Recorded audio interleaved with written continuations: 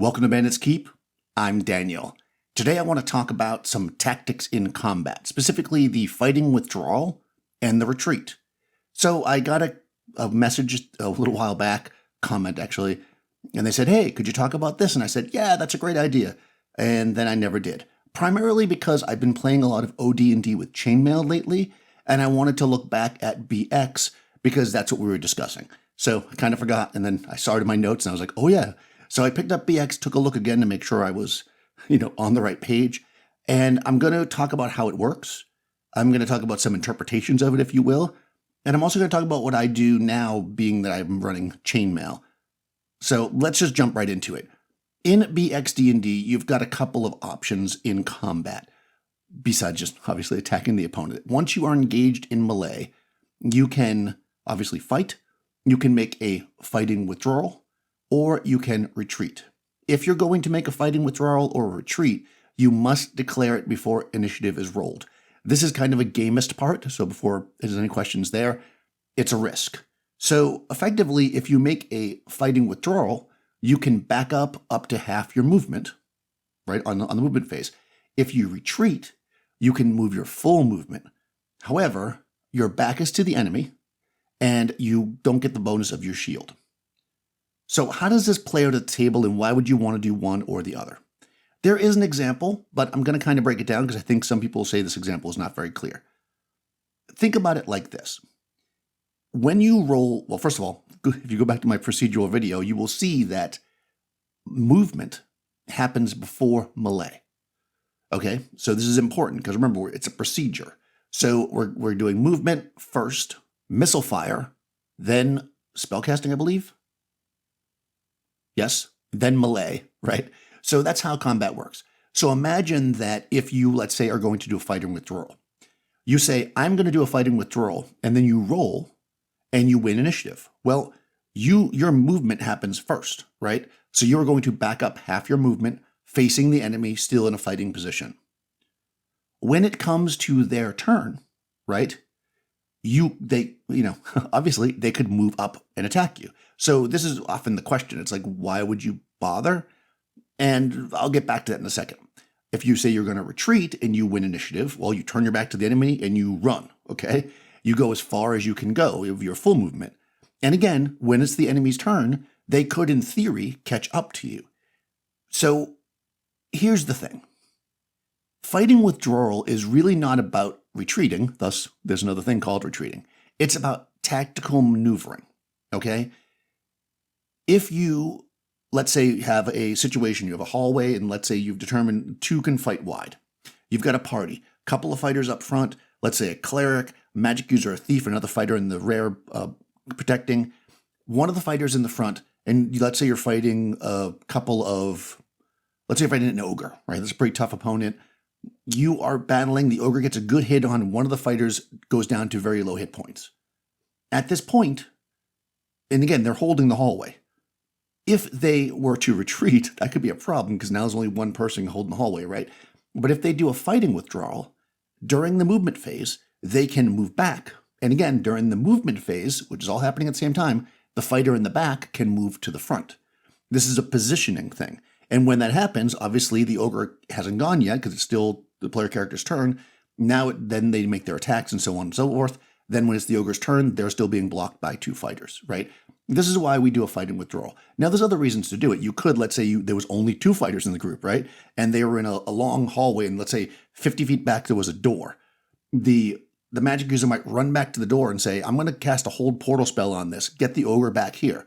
So each turn, they could fighting withdrawal until they get the ogre through the door. Hopefully you win initiative and all that works out fine. You close the door. Hold portal, or maybe if you just put a bolt on it or whatever. So again, this is a strategy move. A fighting withdrawal isn't so that you can run away. If you're trying to run away, you need to retreat. So obviously, if you're retreating, you turn and you run. And if you win initiative, that's wonderful, right?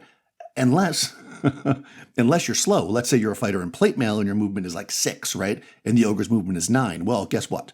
They're going to catch up to you, hit you in the back, and you are basically going to be, I think they get a +2 to their hit, and you don't get to use your shield. So at that point, you're kind of in trouble. That's a bad place to be. So don't be there. But let's say that you're a thief and you're not wearing any armor and your movement is like 12 and you think you can outrun a goblin, let's say, whose movement is 6. Let's say you snuck ahead and you got into a fight with 5 or 6 goblins. You might want to just run because you're not going to win that fight, right? Especially if you can get like around a corner because of the chase rules, which maybe is another video. But basically, you can effectively retreat. Now, let's just look at the downside to doing these things. Remember, you have to declare it before you roll initiative, and there's a reason for that. This is the risk reward. If you lose initiative with a fighting withdrawal, it's not that big of a deal because you're still standing. I mean, you don't get to move, obviously, before they attack you, but you'll get attacked. So back to this ogre in the hallway, I'm going to fight in withdrawal. Well, guess what? The ogre went first, and if they hit you again, you might go down, and you won't get a chance to do it, right? Then finally, obviously, then once their turn's over and it's your turn, you can then do the fighting withdrawal and they're not going to be able to attack you again because their turn is over. So again, risk reward.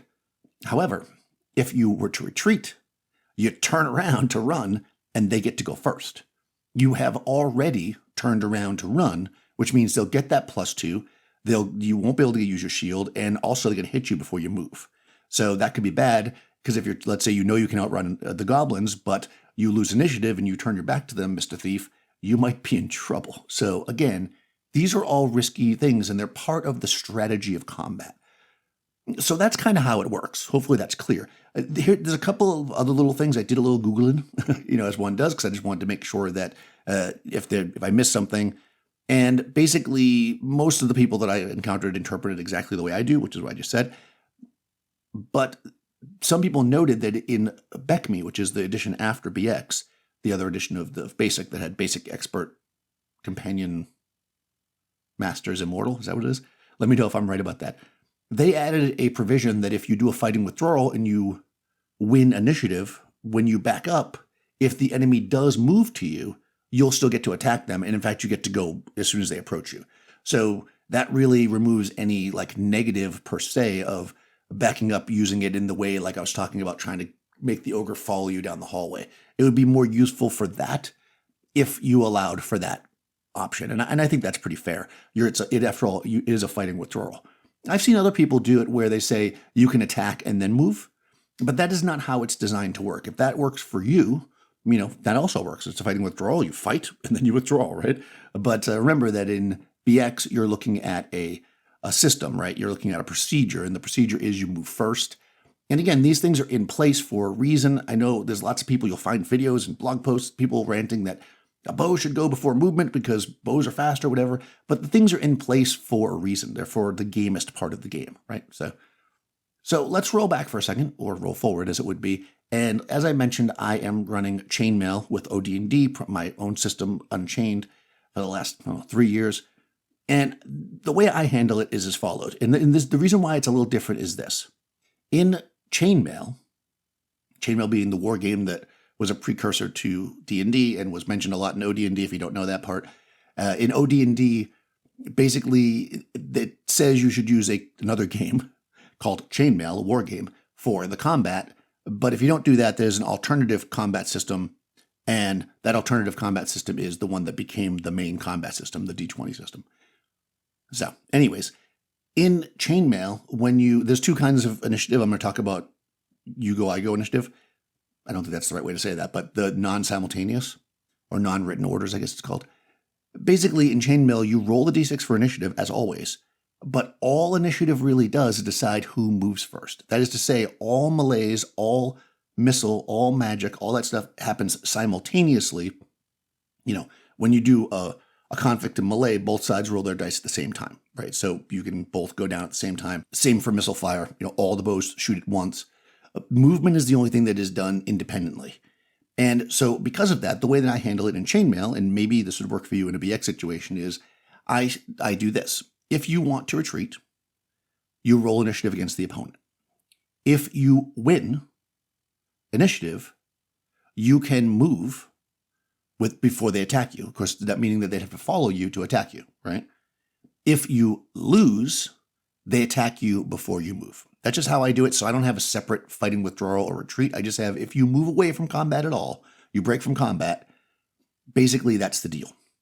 Now, I do allow automatic movement within a combat, like moving troops around, because again, chainmail allows for that. So you can look at the fighting withdrawal another way, if we roll back to BX, as a way to just reposition people, right? You can say, well, I'm fighting here and I killed this orc, but there's more orcs over here. So I'm going to, on my turn, fighting withdrawal, and I'm going to move to that other orc so I can attack them. I really wouldn't call that anything. I would just allow it. But, some people want to be clear as to what they're doing. Most people, and I'm not sure, maybe some AD&D people can chime in. I seem to remember AD&D being 1 minute rounds and allowing kind of full movement as long as you stayed within melee range. So that means you can move around. I might be not interpreting that exactly right, but that's basically what we got here. 2 maneuvers, if you will, in combat that are beyond. Now, okay, so here's a couple things. In BX, there's no rule about moving and shooting a bow, for instance. So you could, theoretically, back up, right? You can do a fighting withdrawal and shoot your bow before they came to you. So there are some other options here that we're not kind of discussing because they're edge cases. You can't back up and cast a spell because you can't move and cast, right? But you could, in theory, let's say you were fighting a bunch of skeletons or anything. Let's say you were in a combat and you had it ready. Let's say the 2 fighters, and you said, look, on the next turn, we're just both going to fight in withdrawal. I'm going to throw my flask of oil on the ground. You throw your torch down on top of it. We're going to try to stop this ogre from following us. Well, if you won initiative, I'd say you could do that, right? Because you could back up before he gets to move. You could throw the stuff on the ground, light it up, and now there's fire between you and the ogre, and now it can't follow you. So these are the kind of things you can use within the fighting withdrawal, at least as far as I see it. So I just want to throw in a couple of more things here just to kind of get you thinking. And maybe if you want to see a whole video about evasion, we can get into that. But if you are not engaged in melee, in BX again, you can run. Running being 3 times your movement rate. You cannot map while you're running. So, I mean, I've seen some DMs be like, you have to move randomly, but you can't map. So if you know where you're going and you just remember, you can just you go back the way you came, right? As long as you say left, right, exactly, I would make you do that. I wouldn't say, saying we go back the way we came would not be effective for me if I was doing a dungeon crawl where mapping was important. You'd have to tell me where you're going. But long story short there is that you can run, right? So if you can break away from melee and they don't come to you, you can run and you can get even further away. So let's say, your movement was 9 and the goblins was 6. If you broke away, right, you could then run 3 times 9, right? And they can only run 3 times 6 chasing you. So you could get that gap wider and wider for as many turns. I can't remember how many rounds you can run for, 10 or something. It's a bunch. It's long enough. It should be to get a good distance. But again, remember, you can't map. But why is this relevant? Because evasion in BX in the dungeon, and the most surface level, effectively works like this. Monsters will chase you as long as they can see you. So if you can run around a corner or slam a door, that's basically, if you want to take it at the letter of the law, if you so much, they will stop. The next turn that happens, if you are not in their view, they will not chase you. Obviously, if you run through a door and then they get their turn, they'll follow you through the door. But if you run up and around a corner and they run up and they don't make it to that corner, so you're out of view when the next turn starts, they will stop following you. So this is why you might want to retreat. There are times where the party might need to run. But really, your best bet in most cases, if you can handle the combat, is going to be using a fighting withdrawal as a means to position, right? And if you can't win the combat, then your best bet is to retreat and hope those dice are in your favor and start running. Again, let me know down below if different systems you run, if they have different rules for this or not. If you have a different interpretation, that's always fun.